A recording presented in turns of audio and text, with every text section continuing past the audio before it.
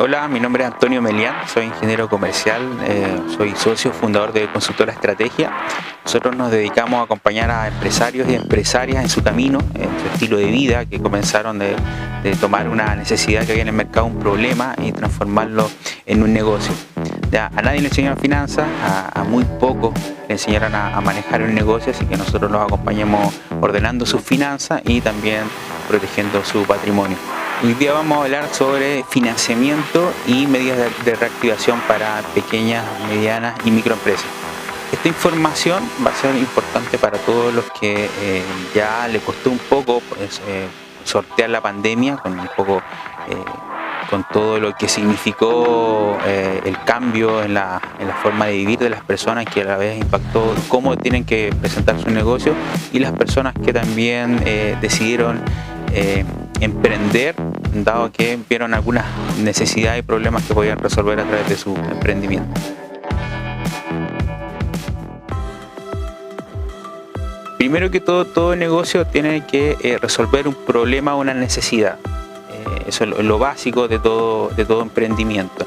A partir de ahí, el negocio tiene ciertas aristas. Primero está la arista legal, que es cómo va a funcionar el negocio, si a través de una persona natural, a través de una persona jurídica, con las diferentes estructuras, una EIRL, una SPA, sociedad por acciones, o una empresa limitada. Ya eso es lo básico. Después viene la parte normativa, que es con impuesto interno con la iniciación de actividades y cumplir con los diferentes giros que va a emplear la empresa. Después viene la parte normativa, si el negocio necesita alguna resolución sanitaria, necesita algún permiso adicional, y también viene después las patentes municipales. Eso es como la parte formal, ¿ya? Pero de fondo siempre tiene que estar que el negocio tiene que resolver un problema o una necesidad. Un negocio implica riesgo. Estamos partiendo una iniciativa que no existe, que no tiene clientes, que está recién detectó un problema, una necesidad, y se va a lanzar al mercado. El primer voto de confianza en un negocio es utilizar nuestros propios recursos, ocupar nuestros ahorros, ocupar nuestros financiamientos quizás personales para este nuevo negocio. Luego también hay algunos fondos públicos como Cercotec, en el caso de empresas un poco tradicionales, que Cercotec va por esa línea. Y la parte más innovación ya tenemos a Corfo, ¿ya? Si el negocio es un poco más grande, está la opción de buscar algún inversionista, pero para lo cual tenemos que tener un plan de negocio donde nosotros podamos seducir a este inversionista y nos pueda acompañar en este emprendimiento que podemos tener.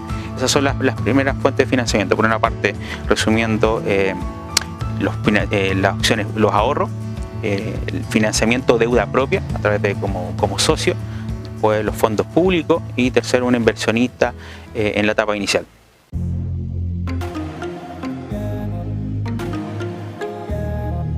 Primero que todo hay que decidir si este emprendimiento va a ser algo paralelo, va a ser un hobby, o definitivamente va a vivir de esto. Un poco va a ser la velocidad que tú le vas a imprimir a tu negocio. Si tú vas a apostar a que va a ser tu fuente de ingresos futuro, tienes que tratar de aumentar lo máximo que puedas tu venta. Muchas veces se parte al revés. Hay ventas formales, ventas informales, y eso a la vez también nos va reteniendo el crecimiento, porque la banca pyme, o sea, de partida, cuando hablamos de pyme, son empresas que tienen desde 2.400 UF hacia arriba de ventas. Estamos hablando de poco más de 70 millones anuales en ventas como mínimo para que califiquen como pyme y la banca los pueda atender. Ventas menores son microempresas, y por lo general lo atiende solamente Banco Estado a través de su segmento microempresas, Copeuchi y otras financieras que no son tan conocidas. Entonces lo primero que debe hacer una pyme es tratar de subir, de facturar lo que más pueda. Opciones de bancarizarse hoy día son totalmente abiertas. La cuenta emprendedor de Banco Estado para todos, independiente de que tengas DICOM, que los socios hayan tenido algún tropiezo en algún emprendimiento previo. Después también está Banco Santander, que tiene un producto bastante similar para los comerciantes. Banco SI, hace muchos años tiene la banca NACE. Y después, una vez que ya logras las ventas pyme, se te abren totalmente las puertas para financiamiento y nuevos productos financieros.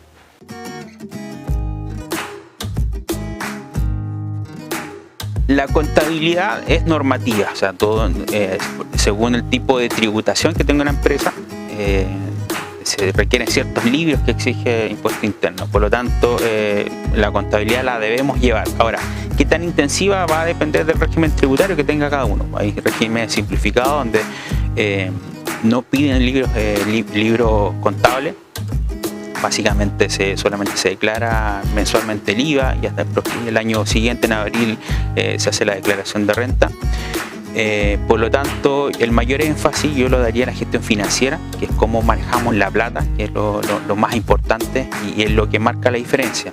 Hay muchos negocios que son pequeños, pero con un buen manejo del flujo de caja, con un buen manejo del socio, de cómo administra el dinero, prospera más que muchas veces un negocio que tiene mucho más ventas, pero tiene un pésimo manejo de las finanzas.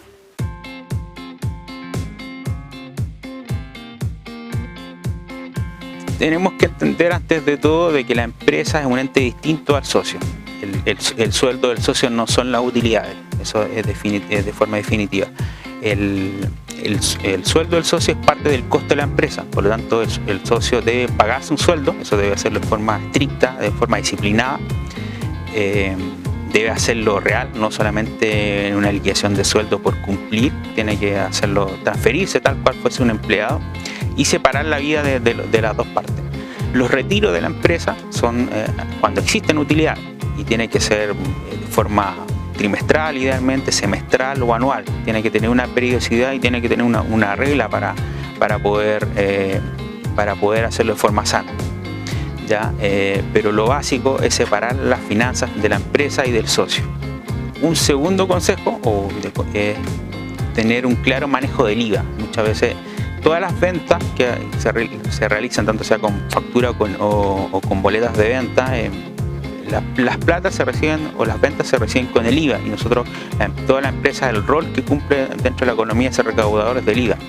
Pero llegado el 20, que son las fechas donde se paga el IVA, tenemos que entregar ese IVA, que no lo pagamos nosotros, sino que lo pagan nuestros clientes. Pero ese manejo del IVA es una de las cosas más complejas que puede tener un emprendedor al principio, esa mezcla entre las platas que son del negocio y parte del IVA, y lo que hay que tener mayor cuidado. El consejo es que ojalá separar la plata del IVA, ojalá en una fecha del mes donde tenga que hacer revisión, el emprendedor, el empresario pueda separar el IVA de tal forma que no le afecte en su planificación financiera del mes. Uno de los consejos básicos que tiene que tener toda empresa, todo emprendedor, todo empresario es manejar un buen comportamiento de pago, mantener una buena moralidad financiera, ¿verdad? Una vez me corrigieron con el término moralidad, pero es el término que se ocupa en la banca, la moralidad financiera. El cómo tú respondes frente a tus compromisos es algo muy valioso para el banco, que son los principales, la principal fuente de financiamiento para una pyme. ¿Ya? Dentro de una evaluación crediticia está compuesta por 5 ámbitos, que uno es el carácter, que es el comportamiento del cliente, la capacidad de pago, el patrimonio, la garantía y la continuidad del negocio. La parte financiera es solamente un 20% de la evaluación financiera y las demás variables, que son prácticamente comportamiento, responden al 80% de lo que es una evaluación crediticia.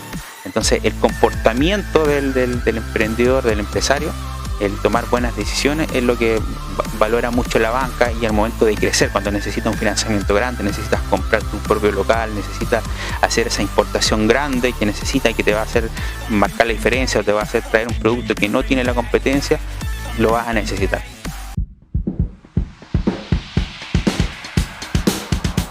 Todo el negocio parte desde resolver un problema, una necesidad. La pandemia de alguna forma modificó nuestros hábitos, modificó algunas tendencias y por lo tanto algunos problemas que existían dejaron de serlo, aparecieron otros y por lo tanto los negocios debieron reformular. Por ejemplo, el caso más simple o más visto es el tema de los restaurantes. O sea, antes, si tú trabajabas, por ejemplo, en una oficina, necesitabas ir a la hora de almuerzo a un local, sentarte, almorzar. Ahora que hay teletrabajo ya no está esa necesidad, por lo tanto ese restaurante tiene que adaptarse y lo que hicieron fue todo hacer delivery, ¿ya?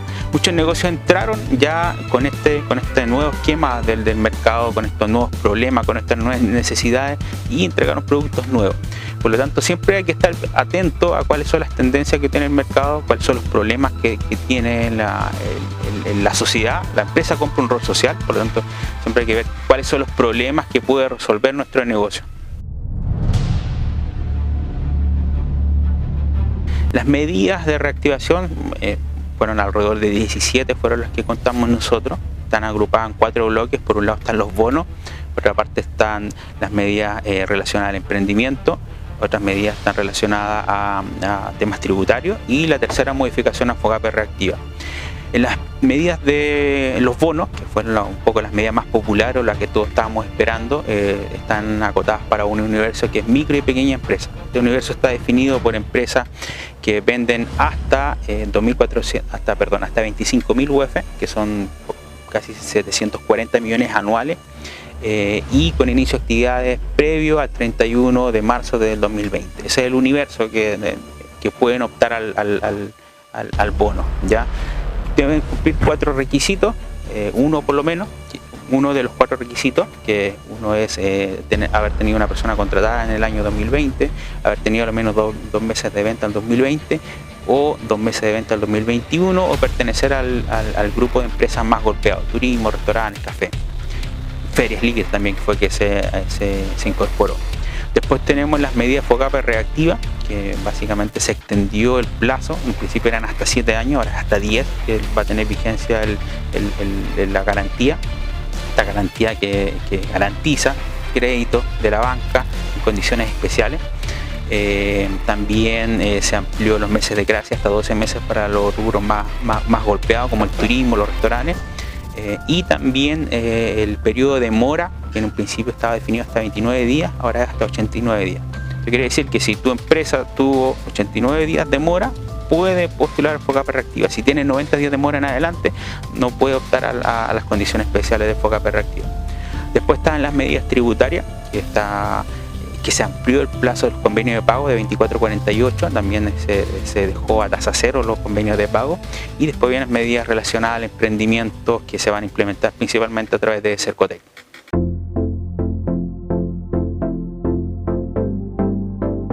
Nuestra normativa permite que cualquier persona pueda tener una empresa, puede ser socio de una empresa. Ahora, el representante legal tiene que ser o chileno o tener residencia definitiva. Esas son algunas condiciones. Hay varias formas de sortear y varias formas de poder afrontar esa problemática, obviamente para las personas que vienen entrando al país. Muchas veces se asocian con algún chileno, con alguna persona que ya tiene residencia definitiva y logran sacar adelante. Pero lo que nos dice nuestra normativa es que el representante legal debe ser chileno o debe tener residencia definitiva. Se puede crecer en cualquier momento que tenga la economía. Insisto que un negocio nace desde que debe resolver un problema o debe satisfacer una necesidad. Existiendo eso, independiente de que las condiciones de mercado cambien, las necesidades y los problemas van a cambiar y siempre van a existir oportunidades de negocio y oportunidades de poder prosperar. Nos pueden seguir en redes sociales. Publicamos prácticamente todas las semanas en el blog algunos temas, análisis financiero, análisis de la economía, algunos temas legales que son bastante contingentes y que no son temas triviales, sino que lo que está pasando en la economía en todo momento. Así que síganos en las redes sociales, revisen nuestra página web todas las semanas, que tenemos nuestro blog que lo publicamos, y van a poder recibir consejos gratuitos de nuestra parte.